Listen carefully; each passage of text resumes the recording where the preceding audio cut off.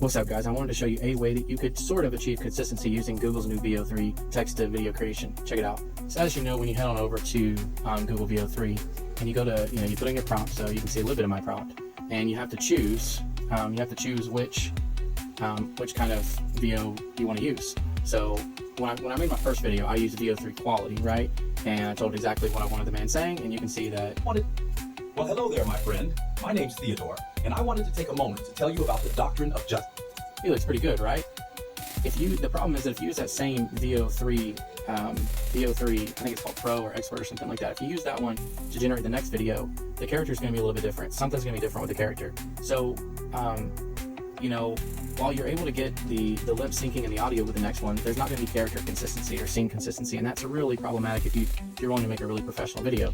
So one workaround that I have found is, instead of using the VO3 Pro model, I believe it's called Pro, let's double check that, VO3 quality, with the beta audio, one way to get around that is whenever you go in here to create your, what you got to do is you have to come up here to go to Scene Builder, right here, and then when you click on Scene Builder, you're going to, first off, you choose whichever video you want to use. So for my case, it would be this one. I want to add to the scene, and then I want to come over here, and I want to add to it. So I'm going to extend this one.